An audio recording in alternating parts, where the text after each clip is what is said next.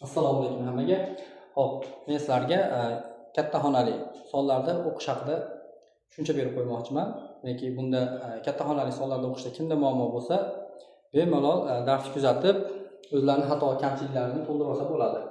Xo'p, demak, biz aksariyat odamlar 3 xonali sonlarni o'qishda hamma biladi. Misol uchun 527 3 xonali sonlarda o'qishda muammo yo'q. Lekin xonalar soni ko'paygan sari muammolarimiz ortib boradi.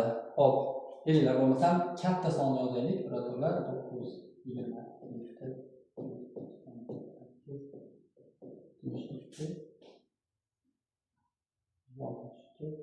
327. Hop. Odatda kartalardagi summalarda o'qiyotganda e'tiborli bo'lish kerak. Menga oxirida nuqta qo'yib qo'yib turib, yana 2 xona son yozib qo'yadi. Nuqtadan keyingisi summani belgilamaydi, bilasizlar, tiyin uni o'qish shart emas. Demak, nuqtadan u yog'ini o'qishimiz umuman muhim emas.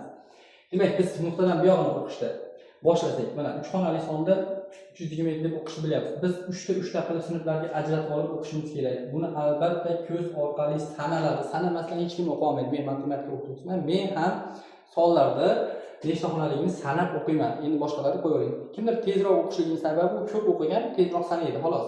Yani sanamasdan o'qishning iloji yo'q. Demak, sanab o'qiymiz, 3 ta sanab olamiz. Ko'zimizni orqali bajaramiz mana bu narsalarni. Demak, 3 ta. Demak, hop, har bitta sinfda demak 3 ta sinf bo'ladi. Mana bular bitta, 3 ta. Uchalasi bitta sinf tashkil. Demak, buni birlar sinfi deymiz. Birlar sinfi. Esa minglar sinfi deymiz. Millionlar, esa milliardlar sinfi. Hamma sonni o'qish iloji yo'q. Sonlar cheksizlar. O'qish o'rganyapti. Hop, 3 ta 327 bo'ldi. Bu yoqqa qaraymiz. Demak, minglar. Keyingi ikkita son bo'lsa-chi, ikkita sonni o'zini ham o'qiymizda, sinfning nomini aytamiz. Demak, har bitta sinfda alohida birinchi 560.327. Keyingisi 898 deb turib sinfning nomini aytamiz. Keyingisi ham shunday 562 sinfning nomini aytamiz. Bunda ham sinfning nomini aytish shart emas. Oxirgi birlar sinfida 327 bo'ldi. 327 ta bir deyishimiz shart emas. Demak, o'qiymiz katta sonni. 927 milliard 898 million 562.327. Hop. Yana qo'shimcha misollar yozib, bularni o'zingizda tekshirib olsangiz bo'ladi. Yana men yozib berishim mumkin. Misol uchun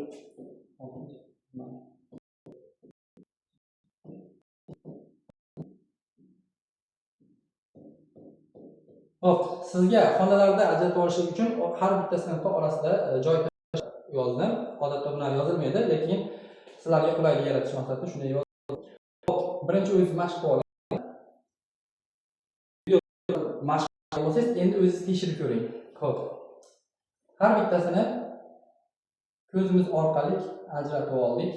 Bu sinflar nomi milliardlarda, keyingisi millionlarda, keyingisi minglar, keyingisi birlar. Buni sinfning nomini qo'shib aytishimiz shart emas. 627 milliard 865 million 523.897.